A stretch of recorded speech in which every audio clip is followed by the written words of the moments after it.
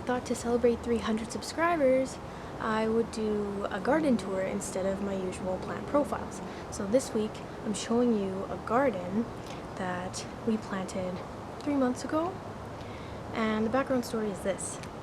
We are waiting for the possession of our new house, and in the interim, we are staying with my one and only mama.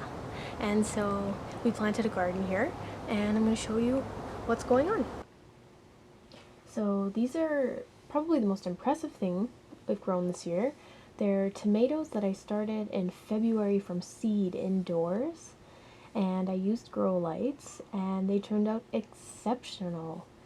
They are an heirloom variety called Tasmanian chocolate, and I think I have like 22 tomatoes on there right now, still green unripe, but doing really well. I just used regular potting soil, and you can see the foliage is so dark green and the stems are thick and strong. I'm very happy with these tomatoes. I made sure to mulch my containers because they dry out very quickly, and tomatoes don't really like being dry. And then there's a geranium that I overwintered, which I have a video on, by the way, and it's loving the heat. And this area, which is probably my favorite area, it's mulched and it has homemade compost, which has really made the plants happy. So you can see I have on the left sort of a bed of phacelia that I planted. That's usually used as a ground cover crop, but I decided to plant kind of a field of it. The bees love it. It attracts pollinators to the nearby zucchini plants. So I'm very happy that I chose to do that. There's a bee right now.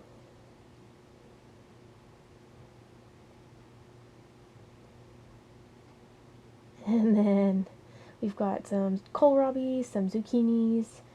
The zucchini are just starting to blossom. We had some recent rain and a lot of high heat temperatures for my zone, about 30 degrees Celsius for a couple weeks straight, so they're loving that. There's this little zucchini blossom. Got some red oak leaf lettuce as well, that's doing nicely.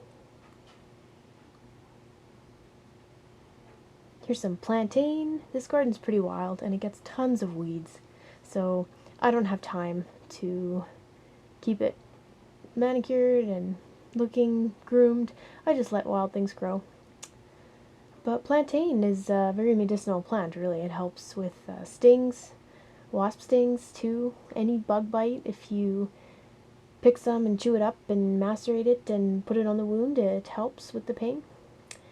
And if you're ever unsure if it's plantain, just take a leaf and kind of tear it open, and you can see these fine little sort of fibery strings along the inside of the leaves. That's how you know it's plantain.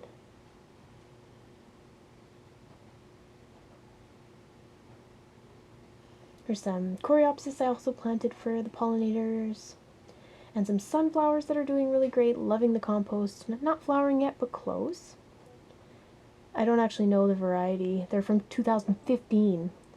Then I have some beans here, some purple pole beans that are just starting to climb. A little friend there that I don't dare move. And this is the potato bin. So I have 4 French fingerling potato seeds in there. And the depth of this bed is just really awesome because I can put the potatoes really deep down and then just keep adding soil, and you end up with quite a few potatoes at the end of the season. And then I have 2 little garden beds over here. Peas, carrots, beets in those. My pea trellises are less than spectacular. It's very rushed and I didn't have a lot of time. The thing with these beds is there's some spruce trees right over top that create a lot of shade and also drop a lot of pine needles and pine cones and debris onto the garden, so it makes it kind of hard to keep up with weeding and keeping them clean. Also makes the soil more acidic, so it's not great, but things do grow there.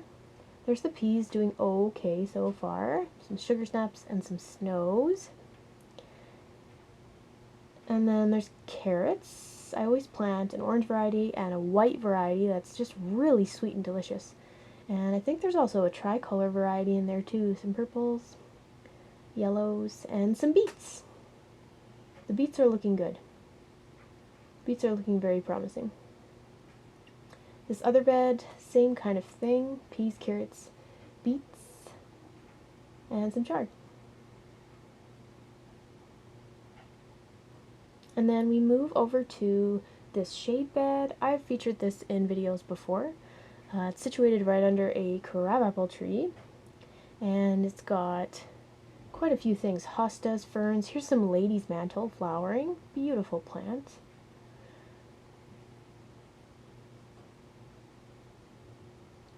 There's some hosta that's now shot up a flower stalk as well. Very funky flower. And there's some bachelor buttons that are just starting to come out in containers. Snapdragons I seeded a little too close that are taking a while to flower. And this really cool electric blue sweet pea flower that I grew this year. I was so excited to see it, and it turns out that it's actually very small, dainty flower. I was not expecting it to be so small, and doesn't have much of a scent yet. Here are some Love in a Mist or Nigella flowers. Those are not flowering yet.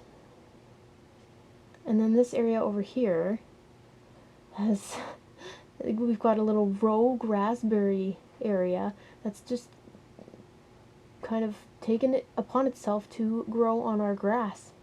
And we don't want to pull that out, so we're just going to leave it there and mow around it. And that's our new little raspberry patch in the middle of the yard. There's some columbine growing as well, just wild and free.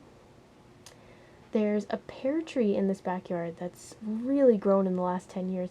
It only makes little pears, like you can only really do cider pears. They're not very edible, and they always tend to fall off before they're fully ripe, but they would be good for cider. And then we've got this little homemade wildflower garden. It's got a lot of wild flax and some dianthus. There's a bleeding heart in there that you can't really see anymore because it's died back for the season. Here's some blue flax seed pods. And we have a really beautiful deciduous tree near there, creating quite a bit of shade. But it attracts so many birds, attracts so many critters. And then there's an area over here that's north facing, and we just don't touch it. If I had more time, I would definitely create some sort of like mulching, wood chip bark aesthetic stuff and pay a little more attention to that, but I don't have the time. But there are some wild flowering delphiniums in that area that are beautiful, and they just came out. Beautiful blue and purple delphiniums just coming up in the most random places. And there's also a whole flower garden on the deck, but I'm not going to get into that because that's worth a whole other video. Thanks for watching. Subscribe to my channel if you want to see more plant videos like this.